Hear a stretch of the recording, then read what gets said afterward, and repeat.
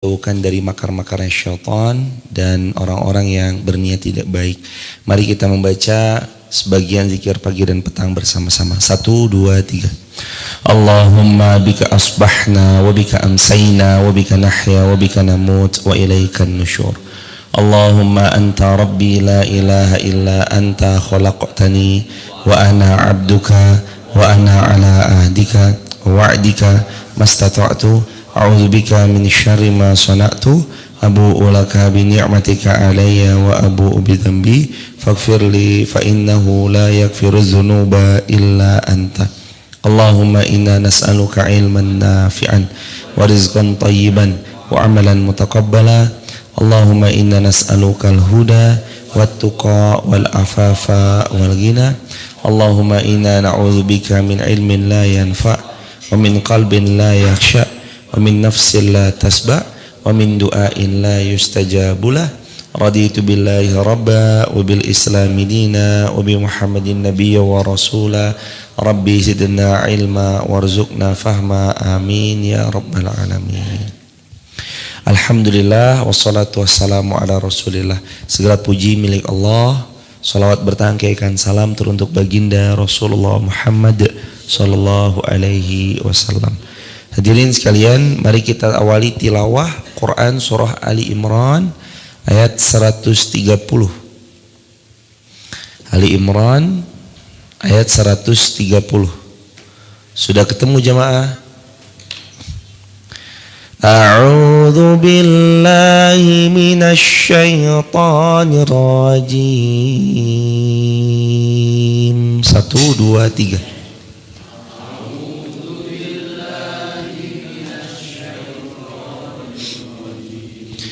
Bismillahirrahmanirrahim.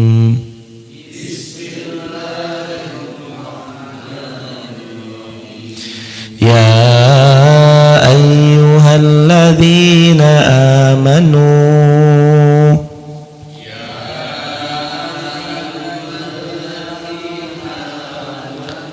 la ta'kulur riba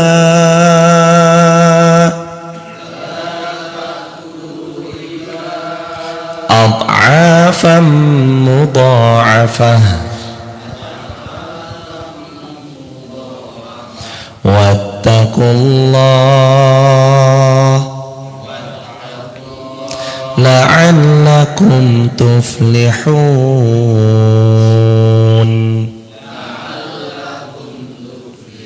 Wattaqun nar allati u'iddat lil kafirin.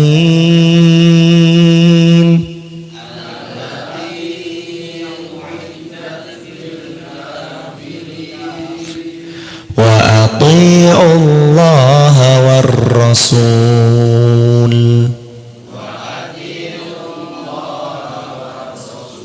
la'allakum turhamun.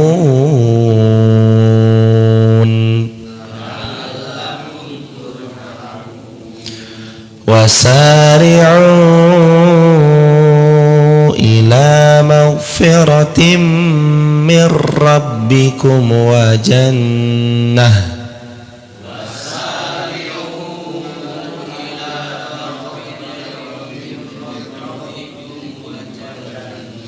wa jannatin 'arduha as-samawati wal ardh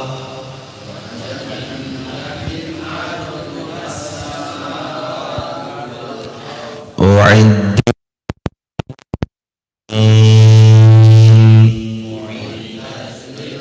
terakhir alladzina yunfiquna fis sarai wad-dharra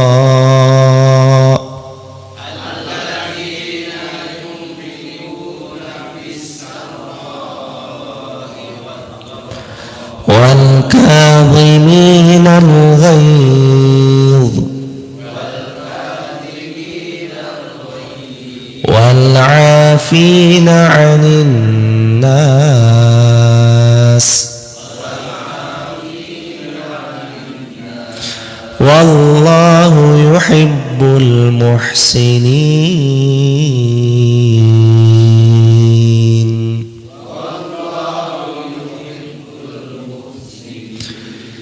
Alhamdulillah, Allahumma arhamna bil Qur'an. Ya ayyuhalladzina amanu, wahai orang-orang beriman, berkata Sayyidina Abdullah bin Mas'ud, siapa yang mendengarkan kalimat ayat awalnya ya ayyuhalladzina amanu, ada dua kemungkinan. Satu, perintah yang dipinta dilakukan. Dua, larangan yang dipinta untuk ditinggalkan. Apa kalimat sesudahnya? La ta'kulur riba at'afam mudha'afa. Jangan kalian memakan riba dengan berlipat ganda. Ternyata bukan perintah, tapi ada larangan yang kita diwanti-wanti untuk menjauhkan. Ya termasuk ini perintah juga agar tidak memakan riba at'afam mudha'afah. Teman-teman tulis di kolom komentar ya. Di Ali Imran ayat 130. Ali Imran ayat 130. Nanti tolong dipinet Mas. Ali Imran 130 nanti dipin di sini.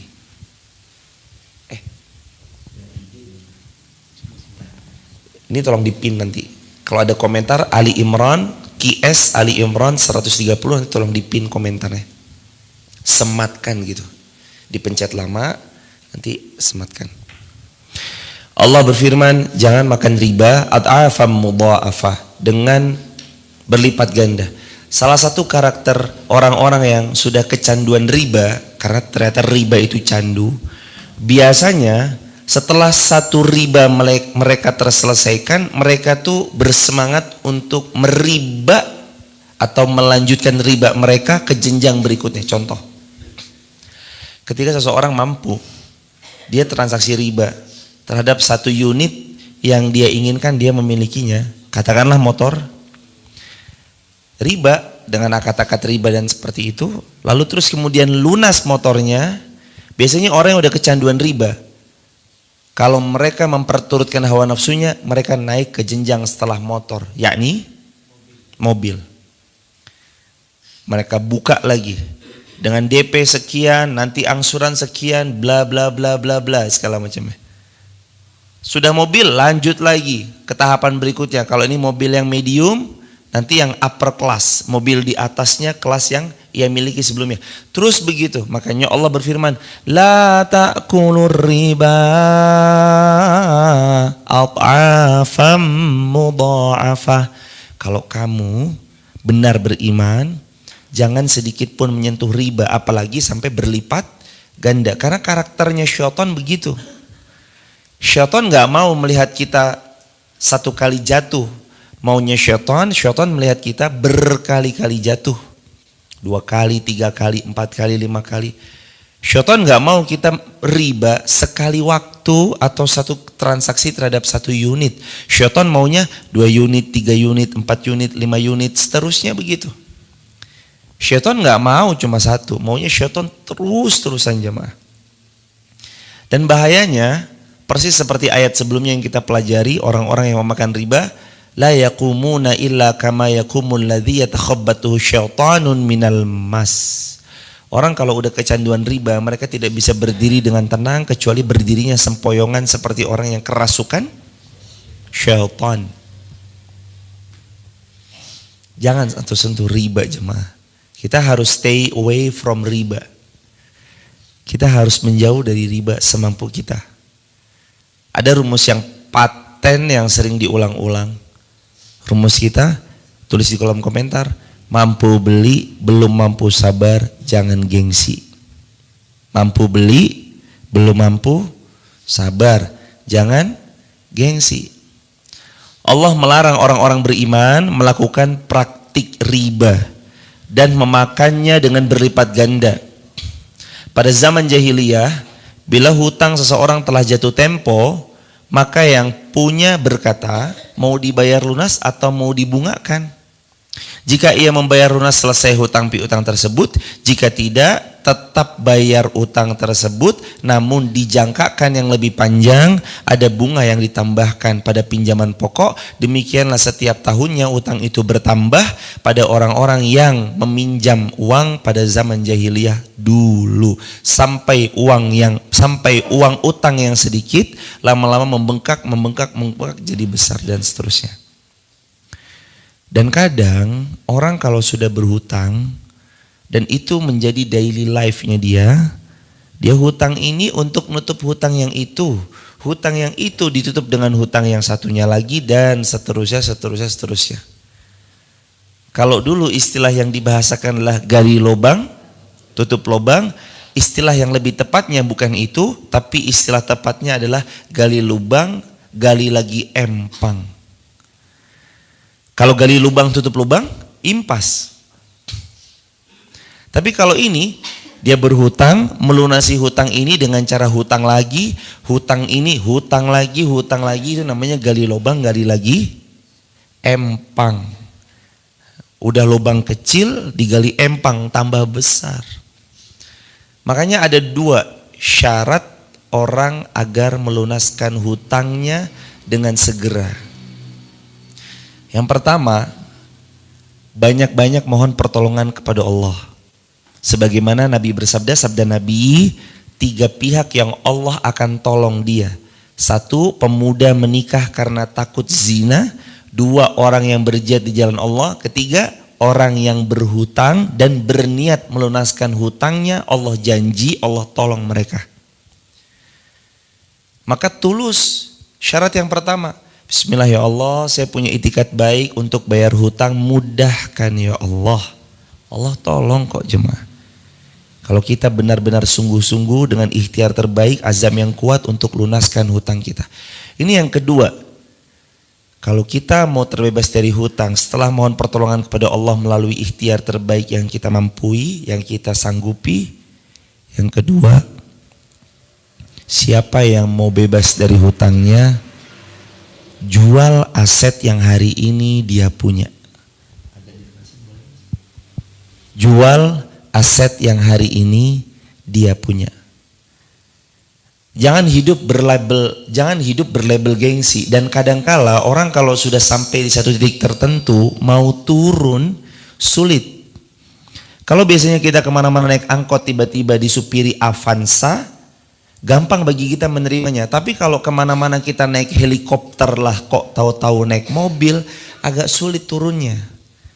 Kemana-mana Anda naik mobil dengan kelas tertentu, tiba-tiba mobil kelas di bawahnya, agak sulit menerimanya jemaah. Anda biasanya rumahnya milik sendiri, namanya milik sendiri lah, kok tiba-tiba ngontrak, agak sulit hati menerimanya. Tapi harus dilakukan. Orang kalau udah takut tunduk kepada Allah, nggak peduli manusia mau bilang apa, mau bilang jatuh miskin, udah nggak sukses lagi, dulu punya rumah sekarang ngontrak, dulu mobilnya A sekarang mobilnya kelas yang paling rendah. Dia nggak peduli sama itu, yang penting Allahnya ridho sama dia. Yang penting nggak ada dosa seperti berzina dengan 36 kali seperti berzina 36 kali dengan ibunya. Sebagaimana sabda Nabi, dosa riba yang paling kecil 1 dirhamnya setara dengan kamu menzinahi ibu kandungmu berapa kali? 36 kali berzina. Walaiyazubillah. Tutup telinga, tutup mata dari semua cibiran manusia. Kalau dia punya hutang riba hari ini bisa dia lunaskan, lunaskan hari ini. Tapi kan jual aset nggak semudah itu. Ya, kita tahu kita bisa berproses. Saya sudah tawarkan, ya Allah, sungguh Engkau tahu hamba ingin terbebas dari jerat-jerat riba. Tawarin jemaah. Kalau Anda punya rumah, jual rumah Anda. Pindah ngontrak, itu lebih mulia daripada Anda punya rumah tapi Anda masih menganga hutang ribanya. Anda punya mobil, jual. Anda punya motor, jual. Anda punya jam, jual. Punya apapun yang Anda berpotensi bisa menutup seketika hutang riba Anda, jual. Sebelum datang masanya di mana maut itu datang dan semua uang yang kini kita kumpulkan gak ada harganya. Kita punya uang, kita punya aset, kita punya rumah. Tapi di waktu yang sama kita punya hutang riba yang begitu besarnya menganga. Saat serangan jantung, maka semua harta dan semua aset yang kita punya sudah tidak ada lagi harganya jemaah. Nggak ada lagi harganya. Dan kematian selalu datang tiba-tiba hadirin. Apa yang membuat kita menjaminkan diri, apa yang membuat kita merasa aman daripada 10 tahun lagi hutang saya pasti lunas kok? Belum tentu. Saya punya hutang 2 tahun lagi lunas kok? Belum tentu 2 tahun lagi Anda hidup. Ada banyak kabar orang meninggal mendadak. Faktornya macam-macam. Ada yang kecelakaan, ada yang lagi tidur toto bablas, ada yang kena angin duduk, ada yang serangan jantung. Terus kita dengan enaknya melenggang kita bilang, tenang, 10 tahun lagi saya masih hidup kok. Tenang, cicilan saya 15 tahun lagi masih hidup kok. Hadirin, takut sama Allah. Kita dulu belum tahu, tapi sekarang setelah tahu, ayo berjuang bareng-bareng untuk kita terbebas. Sesuai dengan kapasitas masing-masing silakan. Ingatkan diri kita untuk takut sama Allah, dunia sementara, akhirat selamanya. Proses kita di bawah tanah itu lebih lama daripada di atas tanah. Kalau memang ada aset yang Anda bisa jual, lego sebentar, bersabar sebentar. Sabar untuk mungkin gak naik mobil, sabar untuk mungkin punya rumah yang lebih sederhana atau mungkin ngontrak. Bersabar sebentar. Yang penting Allah ridho dulu sama kita. Karena Allah berfirman dalam Al-Quran, siapa yang memakan riba, maka katakan padanya, aku memerangi hidupnya. Dan Rasul berperang atasnya. Kalau hidup kita sudah diperangi Allah dan Rasulnya, apa ada faidahnya hadirin? Ini terdengar kurang enak, kurang nyaman mungkin di telinga kita, agak-agak kok seperti ditampar-tampar ya. Tapi ketahuilah, kalau Allah sayang sama seorang hamba, Allah buat dia mendengarkan kebaikan. Lalu dia berubah kepada kebaikan. Lalu Allah datangkan rahmat yang lebih besar dari rahmat yang sebelumnya. Yakinlah jemaah, tidak akan membuat kita mati menjual rumah kita lalu kita ngontrak. Tidak akan membuat kita terhina, mobil yang tadinya upper class lalu turun grade menjadi mobil yang sederhana. Nggak akan membuat kita terhina. Manusia boleh sedikit saja mencibir, nyinyir. Tapi apa arti nyinyiran manusia kalau Allah ridho pada kita? Apa arti cibiran manusia kalau Allah sudah sayang sama kita? Gak ada artinya apa-apa. Maka genggam erat tangan pasangan, berazamlah tahun ini harus jadi tahun terakhir kita terbebas dari jerat-jerat riba. La ta'kulur riba ad'afam mudha'afah. Jangan ngambil riba lagi. Jangan transaksi riba lagi. Ad'afam mudha'afah. Allah berfirman begitu kan. Jangan ngeriba lagi ya hambaku sayang. Jangan ngambil riba lagi hambaku sayang. Hiduplah sesuai dengan kemampuan kita. Sangat penting untuk difahami jemaah. Tidak ada kehidupan yang lebih menenangkan, menenteramkan hidup seorang hamba, melainkan hidupnya seorang hamba pada sesuai kemampuan kantongnya. Tenangnya hidup seorang hamba itu adalah pada saat dia hidup sesuai dengan kemampuan isi kantong. Tenang hidupnya. Gak mampu membeli kepiting, dia beli tahu dan tempe. Gak mampu tahu dan tempe, dia nyambel sesuai dengan selera. Belum cukup juga nasi dengan kecap. Semua akan cukup untuk membiayai hidup. Tapi sebanyak apapun uang tidak akan cukup untuk gaya hidup. Tulis di kolom komentar, sebanyak apapun uang tidak akan cukup jika menuruti gaya hidup. Nggak selesai-selesai hadirin. Berhutang apakah boleh? Jawabannya boleh. Tapi ingat, zaman-zaman Nabi, kebanyakan mayoritas orang berhutang tuh untuk apa? Mayoritas zaman Nabi orang berhutang untuk menyambung hidup, beli beras, beli gandum kalau bahasa para sahabatnya. Kalau kita beli beras. Dan waktu berlalu, gaya hidup orang pun berubah. Yang dulunya berhutang hanya untuk menyambung hidup, kini berhutang itu bergeser jadi lifestyle kadang-kadang untuk sebagian pihak. Maksudnya lifestyle gimana? Motor hutang, mobil hutang, rumah ngutang, beli aset ngutang lagi.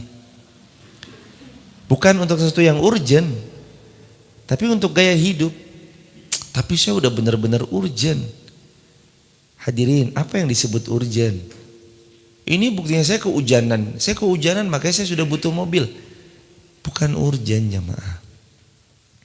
Muhim yakni disebut penting, sesuatu yang urgent adalah manakala tidak ada sesuatu itu kita mati karenanya. Apakah manusia kalau nggak punya mobil mati? Mati atau enggak manusia nggak punya mobil? Tidak.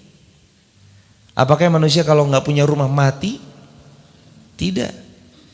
Jadi apa yang disebut urgent? Kali ini orang salah mengartikan urgent. Urgent disebut urgent itu kalau mati, menyebabkan kematian.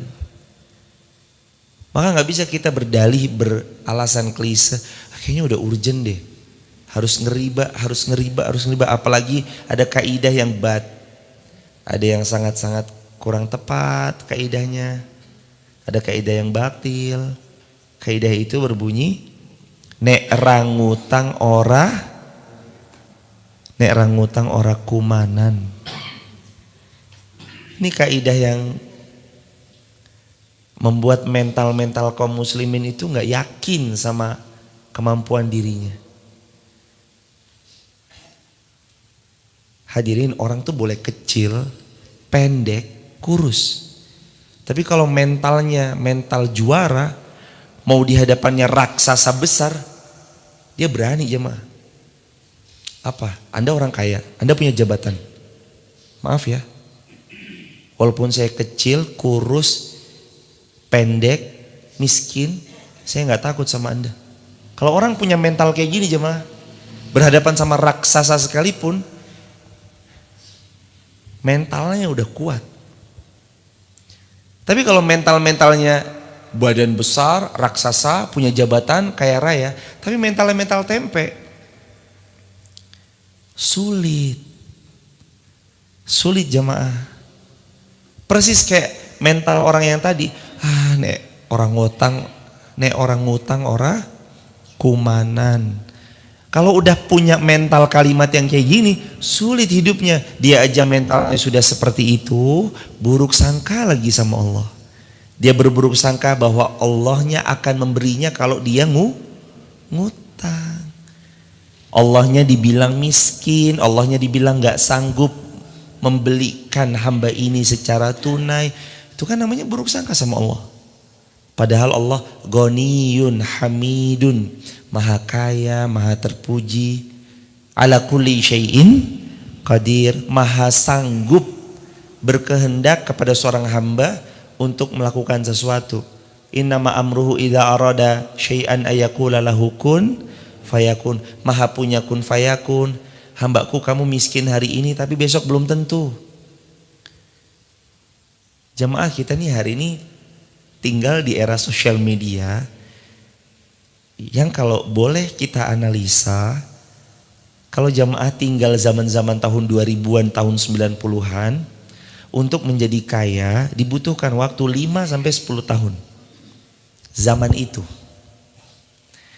Kalau orang mau kaya butuh waktu 5 sampai bahkan 20 tahun. Tahun 90-an. Tapi ternyata di zaman sosial media, Hari ini orang kaya dalam waktu sebulan sangat bisa. 2 bulan sangat bisa.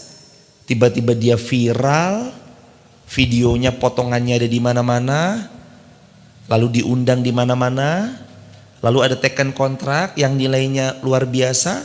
Seketika Allah kayakan dia. Gampang bagi Allah mengangkat derajatnya seorang yang tadi mungkinnya sebelumnya dia belum siapa-siapa, lalu kemudian Allah tinggikan derajatnya menjadi siapa-siapa.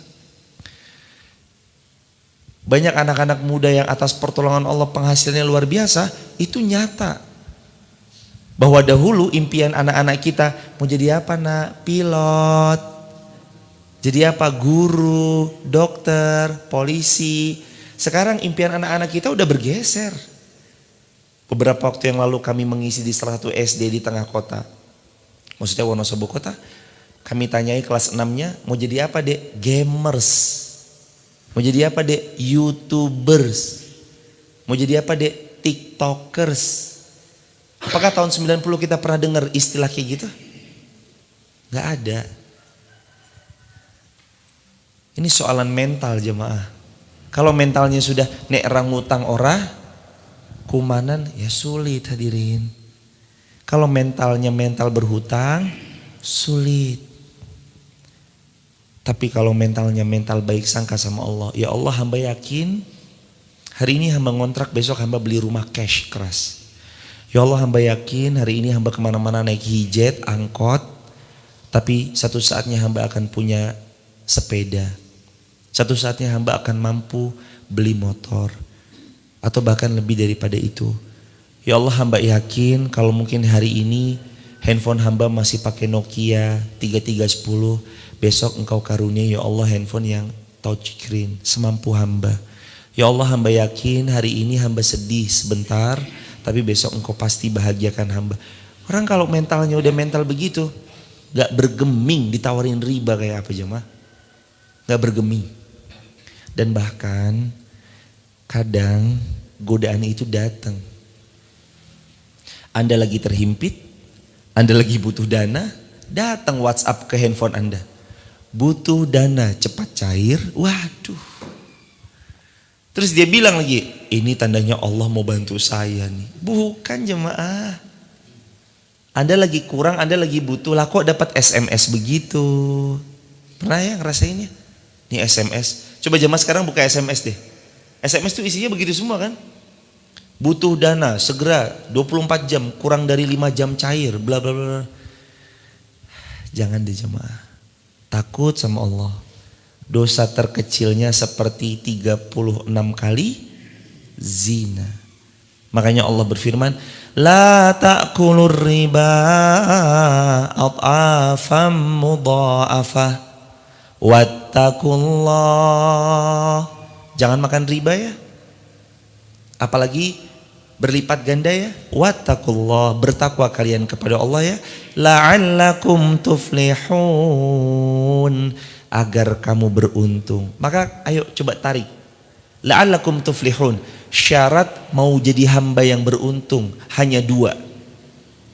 Syaratnya 1 beriman.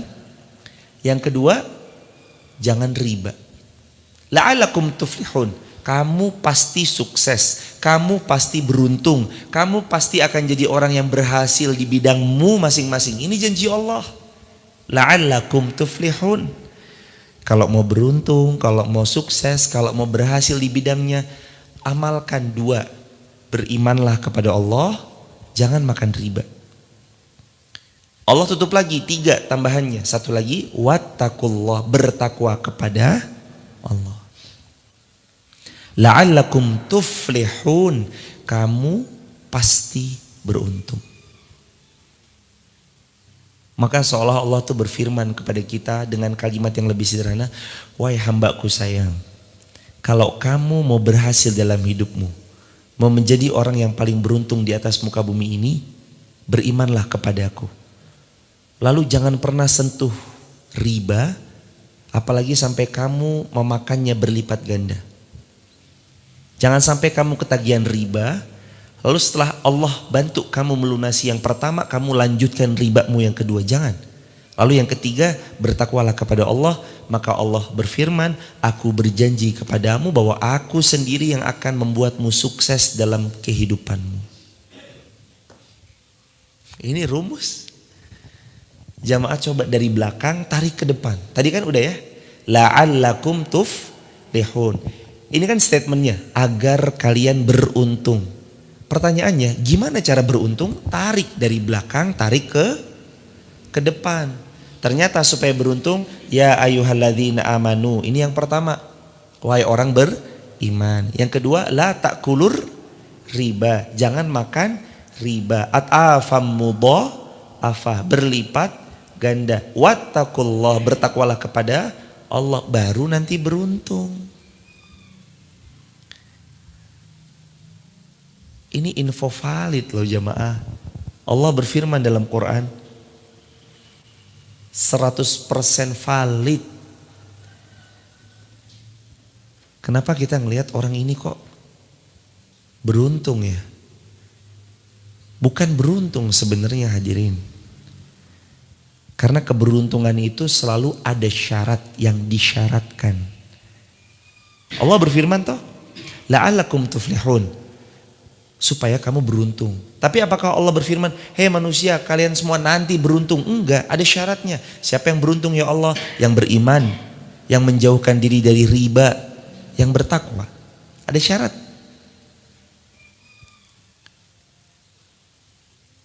Kita pun juga sama jamaah. Orang yang disebut bejo itu nggak datang ujuk. Bejo itu nggak datang tiba-tiba, ada syaratnya. Rumus kita PKM, masih ingat PKM? Ada ini mas.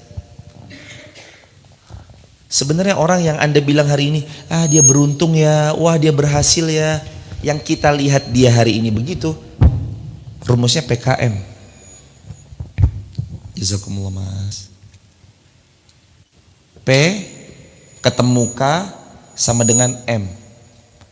P-nya persiapan yang panjang.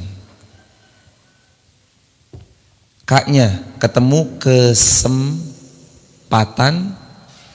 yang dimaksimalkan. Simalkan. M-nya meraih kemenangan atau M-nya menang. Nih, jazakumullah khairan. Ini rumus kita hadirin. Orang bejo nggak datang ujuk-ujuk. Keberuntungan tuh nggak datang tiba-tiba. Ih beruntung banget dia, beruntung banget dia, beruntung banget dia. Kalau beruntung itu gampang diucapkan, semua harusnya beruntung. Tapi ternyata enggak. PKM, persiapan, ketemu kesempatan, menang. La'allakum tuflihun. Hambaku sayang, kamu mau beruntung? Lakukan persiapan ini. Persiapan iman. Lakukan persiapan menjauhkan diri dari riba. Lalu bertakwalah kepada Allah. Dan kapan ada kesempatan, maksimalkan 3 ini. La'allakum tuflihun. Engkau akan meraih kemenangan. Itu jamaah.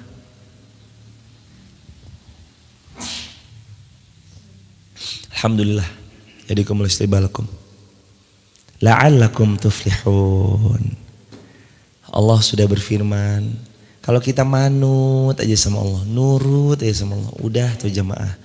Wes pasti tenang hidup kita. Mulyo pasti, kalau kata orang Jawa, urip mulyo, pasti hidupnya mulia deh. Manut aja sama Allah, nurut aja.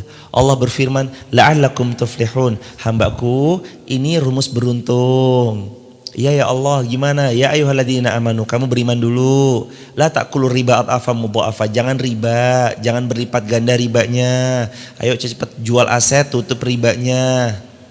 Wattaqullah, kamu bertakwa kepada aku, kata Allah. La'allakum tuflihun, aku jamin hidupmu pasti mulia, hidupmu pasti beruntung, hidupmu pasti berhasil. Ayat 130 mengajarkan kita kunci keberhasilan dalam pandangan siapa? Allah, bukan dalam pandangan manusia. Mari kita beranjak jemaah. Ayat 131.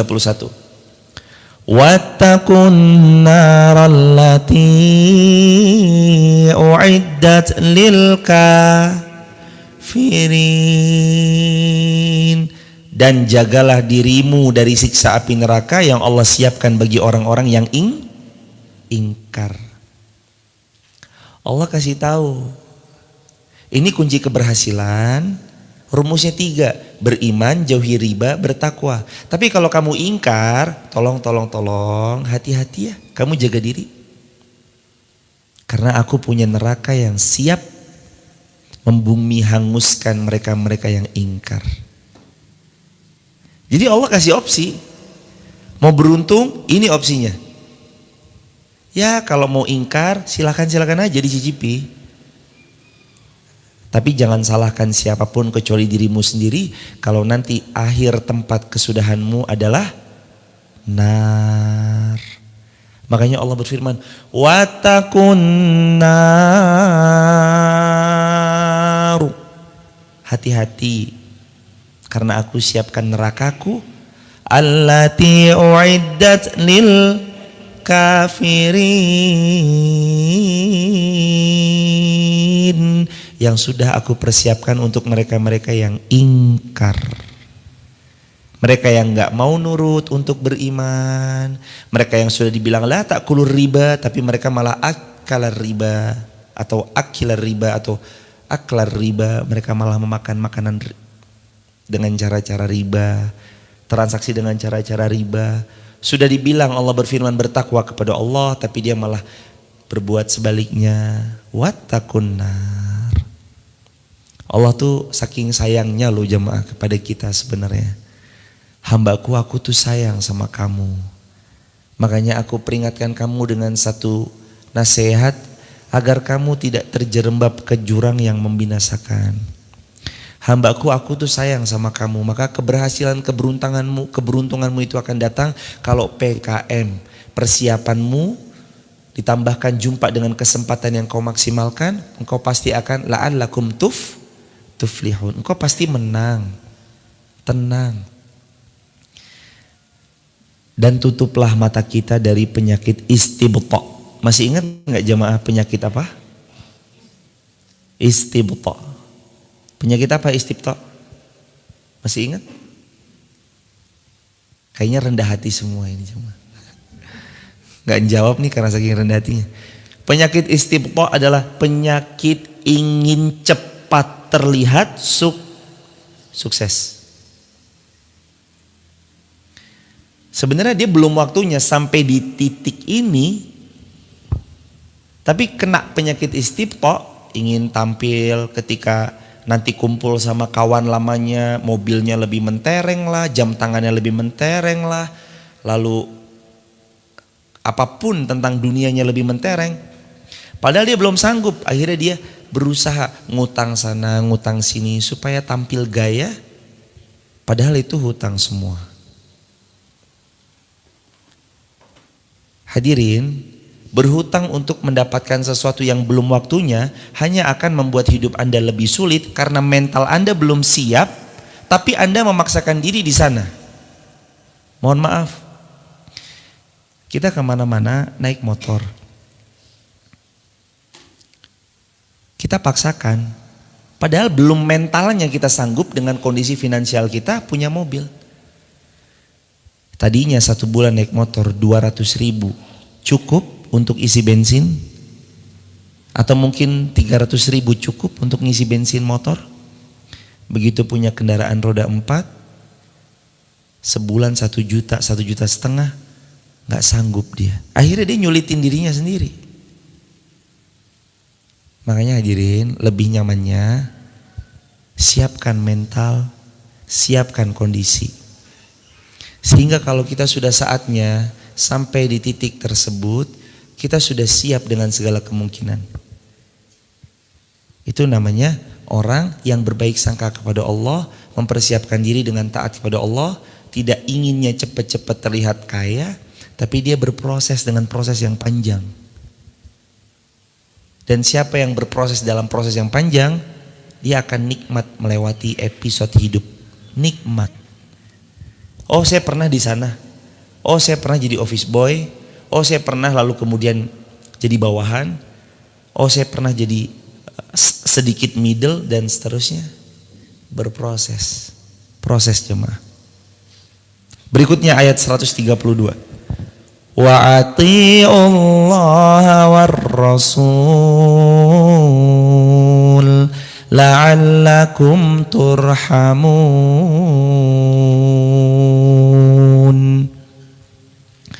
Taatlah kalian kepada Allah, taatlah kalian kepada Rasul, la'allakum turhamun, agar kalian mendapat rahmat. Mau dirahmati, taat aja sama Allah. Teladanilah baginda Rasulullah Muhammad sallallahu alaihi wasallam. Nanti ayat 132 Ali Imran diperkuat lagi di ayat sebelumnya, ayat 31 Ali Imran.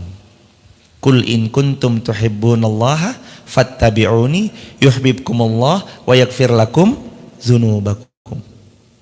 Kalau kamu mau diampuni dosa-dosanya, dicintai Allah Subhanahu wa taala, maka syaratnya adalah jadilah seorang hamba yang in kuntum tuhibbunallaha fattabi'uni. Kalau kamu mencintai Allah, teladani dan ikutilah baginda Rasulullah Muhammad sallallahu alaihi wasallam dalam semua perkara.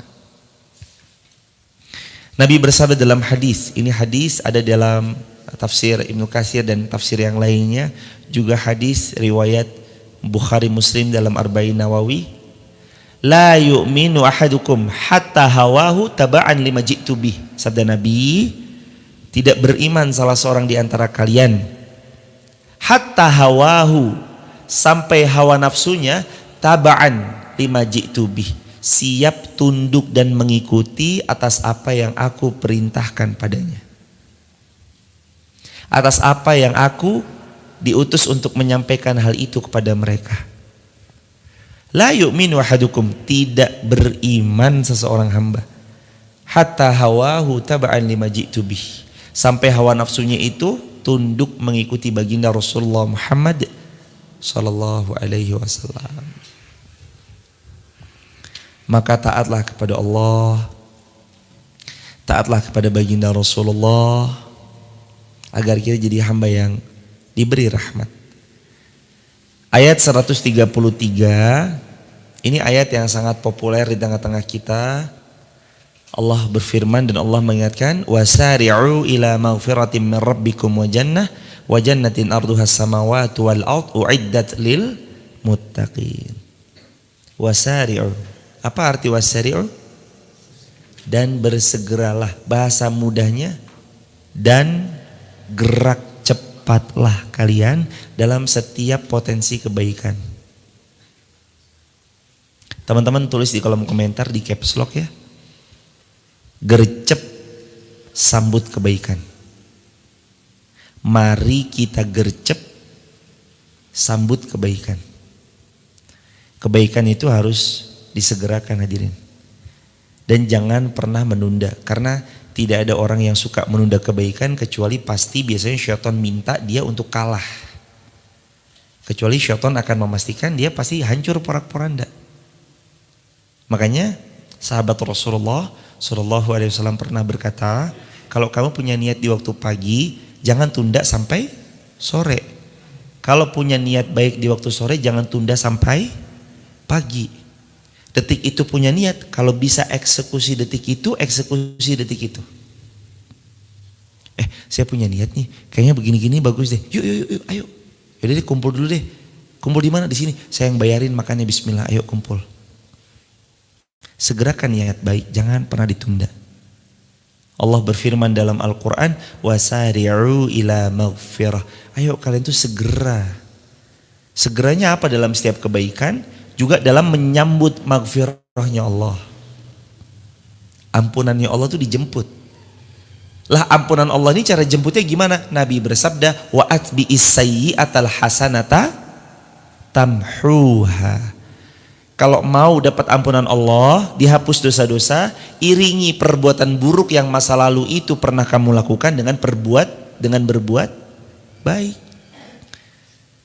Wa atbi'is sayyi'ah, kalau kamu dulu pernah buat buruk, gimana cara menghapus keburukannya? Hasanata tamhuha, sekarang berbuatlah baik-baik, atau sekarang lakukanlah yang baik-baik banyak-banyak, atau sekarang lakukanlah amal solih sebanyak mungkin yang kita bisa. Hasanata tamhuha, nanti kebaikan yang kamu lakukan di hari ini menghapus semua dosa yang dulu pernah dilakukan di masa lalunya. Wasari'u ila maghfiratim mir rabbikum wa jannah, segera dapat ampunan Allah. Kalau mau dapat kasih sayang Allah, kalau mau dimaafkan segala kesalahan, kalau mau mendapatkan surga yang luasnya seluas langit dan bumi, syaratnya harus gercep menyambut kebaikan. Rasulullah SAW juga pernah bersabda, ini penguat yang dimaksudkan agar kita semangat untuk wasari'u, segera. Apa hadis Nabi? Riwayat Bukhari Muslim, badiru bil a'mal, bersegeralah kalian semua dalam melakukan amal salih sebelum datang fitnah-fitnah seperti kaki ta'il lail muzlim, seperti malam-malam yang gelap gulita. Kalau bahasa ahli hikmahnya, semut hitam berjalan di atas batu hitam di dalam kegelapan malam yang pekat. Kelihatan atau enggak? Enggak kelihatan. Sebelum datang masa di mana nanti kita sulit beramal salih. Sebelum datang masa di mana nanti kita sulit datang ke pengajian, sulit sujud, sulit ruku, sulit sholat. Sebelum datang masa di mana nanti kita jatuh miskin. Sebelum datang masa di mana nanti kita nggak punya waktu luang lagi. Sebelum datang masa tua di mana kita tak seindah kekuatan, energi, tenaga waktu kita muda dulu. Sebelum datang masa itu, segera. Makanya juga diterangkan dalam hadis Nabi SAW, iqtanim khamsan qabla khamsin. Sabda Nabi, maksimalkan 5 perkara sebelum 5 perkara. Yang pertama, masa mudamu sebelum masa tuamu. Yang kedua, masa sehatmu sebelum datang masa sakitmu. Ketiga, masa kayamu sebelum datang miskinmu. Yang keempat, masa luangmu sebelum datang sempitmu. Yang kelima, hayatak qabla mautik, masa hidupmu sebelum matimu. Wasari'u ila maghfiratim mir rabbikum wa jannah, segera kejar surganya Allah, segera raih ampunan Allah. Wa jannatin arduhas samawati wal ard u'iddat lil muttaqin. Surgaku, kata Allah, surgaku luasnya seluas langit dan bumi, luas sekali. U'iddat lil muttaqin, aku persiapkan untuk hamba-hambaku yang bertakwa. Hadirin masih ingat gak pas kita pelajari kitab Sahih Muslim beberapa bulan yang lalu? Orang paling miskin di surganya Allah, dia punya seluruh isi dunia ini dan berapa kali lipat? Ada yang mengatakan 5 kali lipat, ada yang mengatakan 10 kali lipat dari dunia dan semua isinya. Itu orang yang apa? Paling miskin. Riwayat Muslim yang sudah kita pelajari. Sesungguhnya Allah bercanda kepada seorang hamba yang terakhir masuk surga. Ya Allah, keluarkan aku dari neraka ya Allah. Allah berfirman, ini permintaanmu yang terakhir, jangan minta lagi. Hamba janji, hamba gak minta lagi ya Allah. Kata hamba itu. Allah candai dia. Wahai malaikat, keluarkan dia dari neraka. Dikeluarkan satu celupan, terbebas dari siksa dan segala macamnya. Lalu dia dihadapkan di tengah-tengah. Pandangannya menuju ke arah surga. Ya Allah, hamba di depan surga tapi hamba gak bisa masuk ya Allah. Minta ya Allah hamba masuk, ya Allah masuk, walaupun hamba jadi yang paling miskin. Allah berfirman, wahai hambaku, bukankah tadi kamu berjanji itu permohonanmu yang terakhir dikeluarkan dari surga? Iya ya Allah, tapi melihat kenikmatannya hamba pengen ya Allah. Lalu ini yang terakhir dan jangan minta lagi. Allah candai dia. Dia masuk ke dalam surga dan dia orang yang terakhir masuk surga, orang yang paling miskin di surganya Allah. Setelah masuk surga, wahai hambaku, aku bercanda padamu dengan bahasanya, kurang lebih begitu bahasa mudahnya. Wahai hambaku, sungguh ini untukmu dunia dan semua isinya, dan 5 kali lipatnya. Maksudnya dalam bahasa hadis itu, ini untukmu lagi, ini untukmu lagi, ini untukmu lagi, dan ini untukmu lagi. Atau dalam bahasa yang lain, ini untukmu dan 10 kali lipat dari yang kamu punya. Jadi penghuni surga yang paling miskin aja tuh punya dunia dan seisinya 10 kali lipat, hadis sahih riwayat Muslim. Hadirin, jangankan punya dunia dan seisinya dari bentang yang paling ujung sampai bentang yang paling ujung. Kita punya 1 Wonosobo aja, Masya Allah, Anda udah jadi orang yang paling kaya jemaah. Anda punya Indonesia aja, Anda udah jadi orang yang paling kaya hadirin. Anda jadi Jakarta, itu punya Anda, 1 Jakarta aja Anda jadi orang yang paling kaya. Apalagi penghuni surga yang paling miskin itu punya dunia dan semua isinya dan berkali-kali lipat. Makanya shadaqa Rasulullah SAW. Benar kata Rasulullah, salah satu penghuni surga dia akan punya rumah, yang rumahnya itu kalau naik kuda dengan kuda yang paling cepat 100 tahun belum sampai mana? Belum sampai ujungnya, sabda Nabi. 1 pohon di surganya Allah, sabda Nabi, itu besarnya 100 tahun unta paling cepat berlari tanpa henti, belum sampai ke ujung pohonnya. Allahu Akbar. Kenikmatan yang luar biasa hadirin. Jangan tukar akhirat dengan dunia yang sementara, sedikit lagi tidak seindah surga yang dijanjikan. Jangan tukar akhirat dengan dunia yang sedikit, sementara, dan tidak pernah sanggup memberikan rasa puas kepada diri kita. Jangan pernah tukar jemaah. Dan kalau apa yang kita lakukan di dunia ini semuanya hanya untuk mendapatkan dunia, maka dengan apa kita pulang ke pangkuan Allah? Contoh misalkan, jamaah sholat cuma agar supaya dapat rezekinya berlipat. Bagus-bagus jamaah. Tapi kalau dengan itu kita niatkan, lantas dengan apa kita pulang menghadap Allah nanti? Jamaah sholat duha supaya rezekinya nambah. Jamaah sedekah supaya dapat yang lebih banyak dalam nominal. Jamaah membaca Quran surah Waqiah supaya nanti terbuka pintu-pintu rezeki. Ataupun yang lainnya dan seterusnya. Kalau semua amalan-amalan yang kita lakukan sekarang ini hanya untuk mendapatkan dunia yang tak seberapa, lantas dengan apa kita pulang nanti di hadapan Allah jemaah? Lantas bawa apa kita pulang ke haribaan Allah Subhanahu wa taala? Kalau semuanya sudah dihabiskan untuk dunia.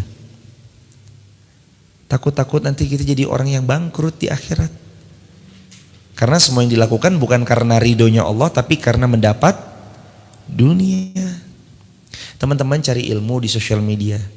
Teman-teman live streaming. Sudah korban waktu, korban juga paket data. Kita nyari apa ya kira-kira pagi ini? Kalau yang kita cari hanya supaya agar saya bisa ngalahin si fulan, agar saya bisa debat sama si fulan. Nanti dengan apa kita pulang kepada Allah? Kalau cuma itu yang kita inginkan, supaya mendebat manusia, supaya pandangan mata mereka tertuju kepada kita, ayo ganti hadirin. Semuanya kita lakukan ibtigha'a mardhatillah. Hanya ridho Allah yang kita cari, bukan yang lain. Barakallahu fikum. Mudah-mudahan yang sedikit ini bermanfaat buat yang berbicara, dan besok kita masuk ke bahasan Ali Imran 134, syarat orang yang menjadi penghuni surganya Allah. Apa syaratnya? Nanti ayat 134. Terima kasih ya sahabat TikTok, YouTube, Instagram, jamaah Masjid Fatimah Garung. Jazakumullah khairan katsir sudah membersamai. Terima kasih atas segala kerendahan hatinya berkenan mendengarkan untuk belajar bersama. Makasih atas segala kerendahan hatinya live streaming dari rumah. Mohon berkenan ajak keluarganya ya. Teman-teman di TikTok, YouTube, Instagram yang live streaming, kalau bisa jangan sendirian ya. Ajak suaminya, ajak istrinya, ajak orang tuanya, ajak pasangannya. Kalau dapat link silakan disebarluaskan. Karena mudah-mudahan itu jadi jariah buat kita bareng-bareng. Dan bagi sahabat, kami juga tidak pernah berhenti berterima kasih. Alhamdulillah pelan-pelan sudah diplafoni lantai 2-nya, bukan plafon, rangkanya sudah dipasang ya, rangka plafon lantai 2 Masjid Muhammad Al-Fatih. Dak panel lantai 3-nya juga sudah terpasang sempurna semuanya, alhamdulillah. Sekarang juga sudah sedang rangka plafonnya dipasang. Terima kasih sudah banyak membersamai pembangunan Masjid Muhammad Al-Fatih. Bagi sahabat kalau ada yang mau bergabung di grup WhatsApp kajian kami, silakan tap link di bio ya. Sebut namanya, asal kotanya, asal negaranya. Tap link di bio, sebut nama, asal kota, asal negaranya. Barakallahu fikum. Waktu dan tempat untuk tanya jawab diperkenankan, dipersilakan. Ada pertanyaan? Silakan Mas. Silakan Ayahanda, fadhol.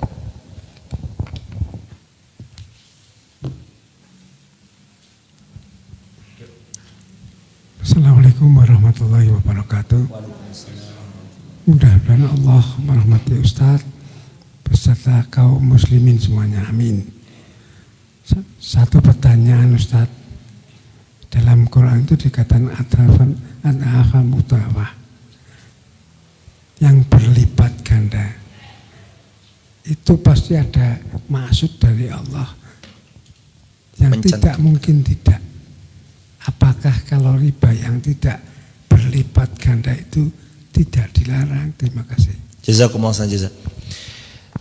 La ta'kulur riba ad'afan mudha'afah. Jangan kalian memakan riba lebih-lebih caranya berlipat ganda.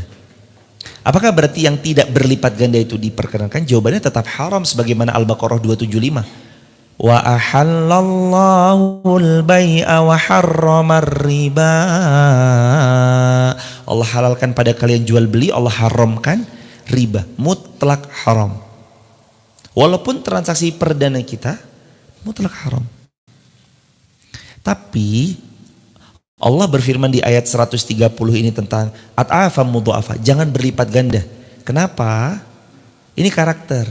Kebanyakan orang kalau udah kena riba biasanya ketagihan. Makanya Allah berfirman, jangan berlipat ganda. Maksudnya itu adalah jangan kamu menjadikan dirimu yang tertawan dengan jerat-jerat riba. Kalau sekali mutlak, riba itu haram. Pengharamannya secara mutlak. Dan kebanyakan kita itu dikit-dikit berdalih dengan urgen. Padahal urgen makna Al-Imam Syafi'i rahimahullah adalah beliau mengatakan disebut dengan darurat. Urgen adalah ketika hilang nyawa jika itu tidak ada. Sedangkan kita kan gak hilang nyawa. Begitu hadirin. Maka maksud daripada ad'afan mudha'afah, Allah di sini memberitahu kepada kita agar tidak menjadi orang yang tertawan dengan jerat-jerat ribanya, dan agar kita tidak menjadi orang-orang yang gak bisa move on dari riba, terus begitu di atas jalan-jalan yang seperti itu. Wal'iyadzubillahi min dzalik. Kami mendoakan sahabat dimanapun berada yang di TikTok, YouTube maupun Instagram, kalau hari ini ada yang punya hutang riba, semoga Allah kuatkan untuk bisa asetnya terjual lalu menutup seketika hutang ribanya. Kalau memang gak punya, semoga Allah tetapkan hatinya, Allah teguhkan, Allah berikan kekuatan untuk bisa terselesaikan cicilan-cicilannya, tanggungan-tanggungannya, dan berjanji untuk tidak ngulangin lagi. Kita di masa lalu mungkin belum tahu, kita di masa itu sangat terbatasnya ilmu, tapi setelah datang nasihat kebenaran, ayo buka hati dan dada kita lapang-lapang untuk menerima kebenaran. Ayo buka dada dan hati kita lapang-lapang untuk menerima kebenaran yang datang. Mudah-mudahan setelah ini Allah jadikan hidup kita lebih berkah dan Allah jadikan hidup kita pastinya la'allakum tuflihun, pasti lebih beruntung.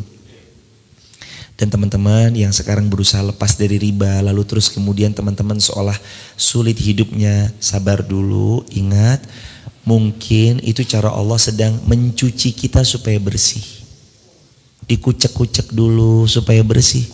Karena beberapa belas tahun lamanya kita di dunia itu. Sekarang kita mau tobat, mencari sayangnya Allah. Sabar dulu kalau lagi dikucek-kucek. Sabar dulu kalau mungkin ada hal yang kurang membuat berkenan. Sabar. Karena hijrah itu gak selalu tentang keindahan. Tapi Allah berjanji, hatinya akan Allah tentramkan. Begitu ya jemaah. Barakallahu fikum. Bagi jamaah yang dirahmati Allah juga mau ikut andil dalam beberapa program-program keren di Masjid Fatimah Garung. Di antaranya ada program sedekah beras, kajian subuh syuruk, tadarus Quran, kurban sapi di Masjid Fatimah Garung maupun Masjid Muhammad Al-Fatih pun juga ada. Hari Jumat pasar gratis, Jumat berkah, Ahad ramah tamah kajian ba'da subuh.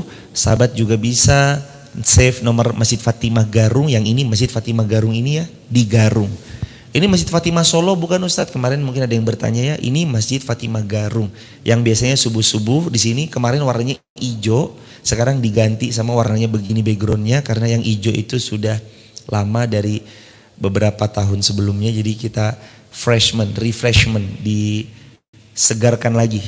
Ini jadi Masjid Fatimah Garung di Desa Garung Wonosobo, bukan di Solo ya sahabat. Jadi ini Masjid Fatimah Garung di Desa Garung Wonosobo. Silakan sahabat save nomor WA admin Masjid Fatimahnya 0851 571 598 85 0851 5715 9885. Itu admin Masjid Fatimah Garung. Kalau sahabat juga mau ikut andil dalam banyak kebaikan di Masjid Muhammad Al-Fatih Wonolelo, bedanya 14 km dari masjid ini, sahabat bisa tap link di bio ya. Sebut nama, asal kota, asal negara, juga sahabat juga bisa ikut banyak kebaikan di sana. Terima kasih banyak. Mohon berkenan ditengok amal jariahnya. Semoga Allah memudahkan segala urusan. Barakallahu fikum. Kita akhiri dengan hamdalah. Alhamdulillahirabbil alamin. Kafaratul majlis. Subhanakallahumma bihamdika asyhadu an la ilaha illa anta astaghfiruka wa atubu ilaik. Assalamualaikum warahmatullahi wabarakatuh. Tap link di bio untuk bergabung di grup WhatsApp kajian kami. Sebut nama, asal kota, asal negara. Barakallah.